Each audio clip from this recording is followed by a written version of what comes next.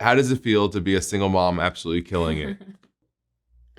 Being able to regain my time and my quality of life, even though I didn't graduate from school, and being a single mom has just been the best experience. Driving a lawnmower in July in the summer, right? And cutting grass for 35 bucks. That didn't really feel like a business. I always say I'm Latina. I love tacos. So You're in Florida right now, and if somebody called you right now in California and wanted an insurance policy, you simply sell it to them over the phone.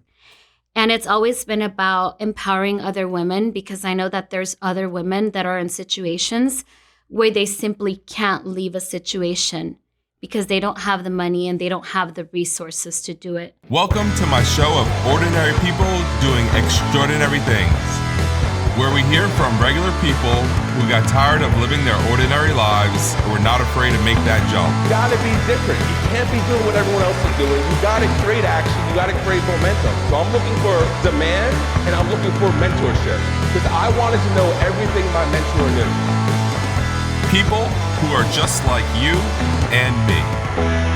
How you doing? David Price here with another episode of Ordinary People Doing Extraordinary Things in Orlando, Florida. I'm here with Miss Leslie Rios. How you doing, Leslie? Hi, I'm well. How are you? I'm great. Leslie came all the way from Ventura, California. How was the flight? It was okay. I got to rest, got to sleep. You took the red eye. You took the. I did, yeah. And you slept the whole way on the plane? No, I did some reading, and then I slept the rest of the way. That's good. Awesome. So again, I'm glad you came. Super honored that you came out here. Super pumped. So you're a single mom in the insurance industry, absolutely killing it, working with the Latino community. How does it feel to be a single mom absolutely killing it? Well, it's something I'm very passionate about because growing up, I grew up in a single family household. So it was just my mom and my grandma. We were really poor. My mom had me in Los Angeles, took me back to Mexico, and then I came back here with my grandmother.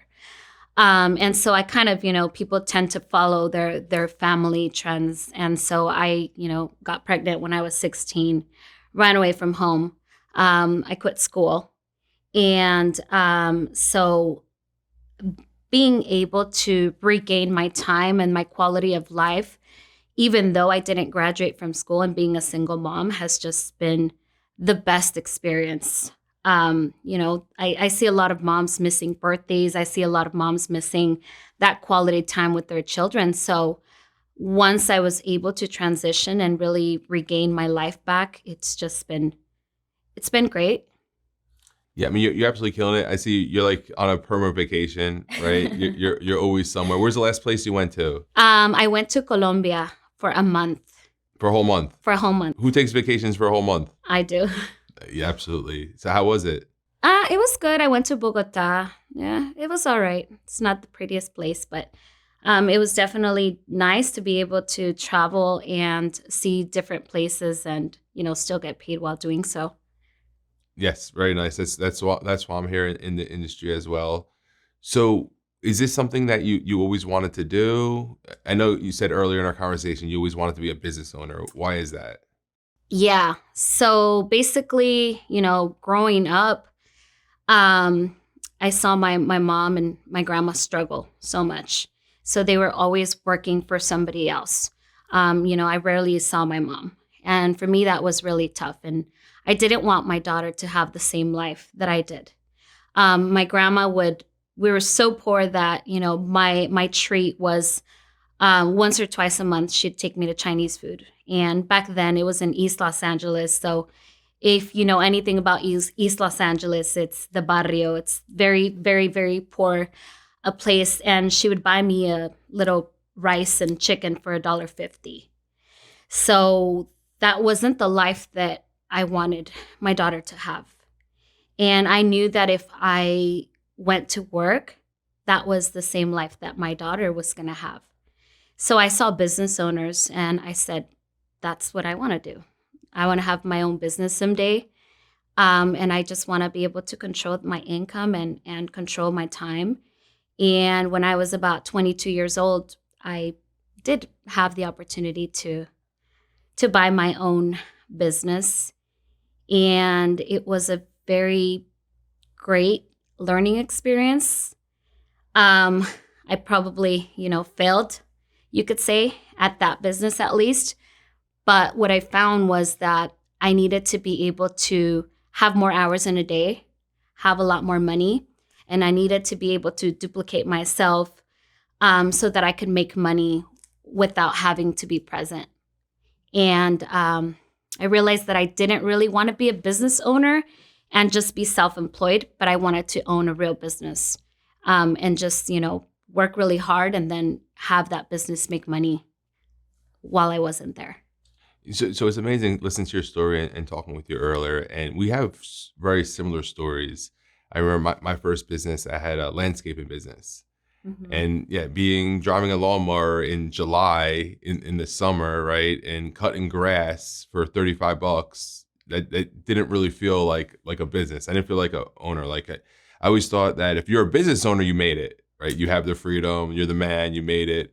But not every business is created equal, right? And not every business compounds your time the way some businesses do. So I've had a few different businesses along the ways, a lot of learning experiences, and definitely glad I found the insurance industry, because to me it's the ultimate. If you want to be a business owner, I don't know a better way to get into business with the least amount of money, right? It costs almost nothing, right, to get in. Yeah. And you could scale to any level. Absolutely. Right. Like when I was cutting grass, like if somebody called me and they want their grass cut, but they're an hour away, like I wasn't going to go cut their grass for $35. That was an hour away. Right. But if somebody wants insurance policy and they're on the, you're in Florida right now. And if somebody called you right now in California and wanted an insurance policy, you simply sell it to them over the phone. Yep.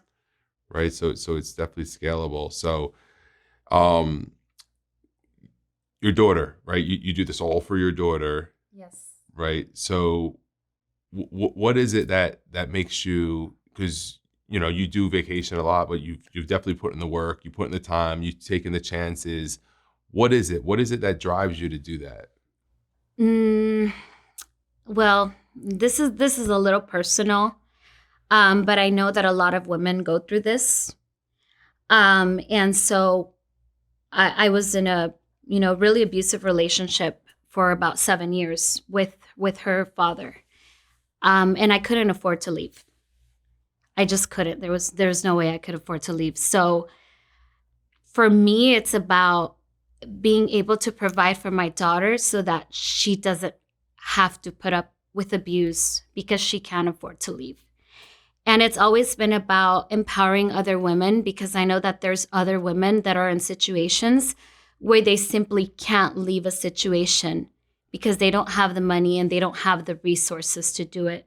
And so for me, it was that, fighting so that my baby would never have to put up with what I put up with, and fighting to show other women, like, I want to work really hard so that I can show other women that are in my position that you can do it, that you don't have to put up with that. You don't have to depend on a man and stay because that's your only, choice.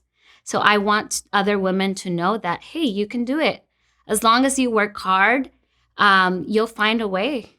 You'll find a way, and it can be done, because I came from nothing. And I know now where I'm going. And so I'm really excited about that. And just to have that motivation for women that, there's a light at the end of the tunnel all the time, as long as you want it. So that's it. Absolutely. That's super inspiring. And I know one thing that's particular about you is I know you like to work with the Latino community. Yes. I know you like to hire and recruit Latino agents. Yes. and help them. And I know you like to serve the Latino community when it comes to insurance and helping the clients. Is there any reason why you focus mainly on the Latino community? Absolutely. There's 2 reasons. The first reason was I am that Latino family. My grandmother, my mother, right? Nobody is giving that education to that community. My heart is with the Latino community. That's one. The other one, as a businesswoman, it's a huge opportunity. Why? Because Latinos, our culture is to care for our loved ones, right? Latinos don't want to leave a burden behind. And so there aren't enough agents, in my opinion, to serve that community. So really the sky's the limit. I can make an unlimited amount of money. ITIN agents, there's not a whole lot of opportunity for business owners or to own your own business if you're an ITIN agent. So an ITIN agent, basically, you come here, you're undocumented, you don't have a social security. However, the IRS gives you an ITIN or a tax ID number. And certain states like California, they allowed ITIN agents to, have a license. So to me, it's just an untapped market and there's so much potential there. So I definitely want to help my community, but, obviously make a ton of money while doing so and help other people that want to make a lot of money as well. Absolutely, absolutely. I mean, you're amazing at what you do. The one thing I liked about you when we first started talking is you just want to find ways to help your agents. Like you really cared about your people, you cared about your agents. Like you weren't like, hey, I want to make the most money possible. You're like, hey, let me make sure I can help agents, make sure this makes sense. And then you also wanted to offer a better product to your clients, so that was really cool. It's been an honor working with you. Is there anything else, a new Latino agent, let's say, or somebody that's thinking about joining the insurance industry, or maybe someone that just came across this and they don't know anything about insurance? Mm-hmm. Is there anything that you want to say to them? Yeah, absolutely. You can make a lot of money in insurance, but you have to commit.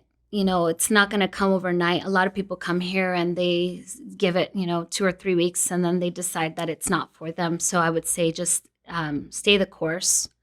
Take the time to learn what you're, offering. If you were a brain surgeon, you're not going to go in and operate on a brain, right? So if you really want to make it happen, just keep learning every single day.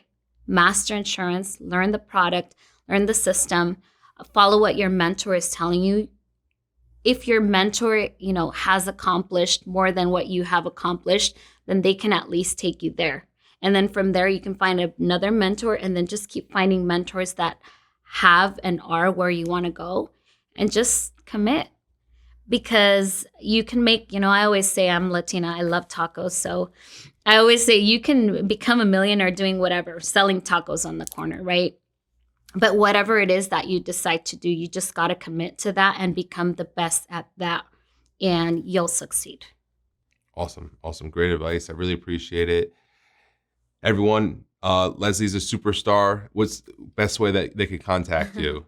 I'm on Instagram, Leslie __ Rios, Facebook, Leslie Rios. And my phone number is 805-515-9820. Awesome, Leslie. I really appreciate you. Thank you so much for coming out.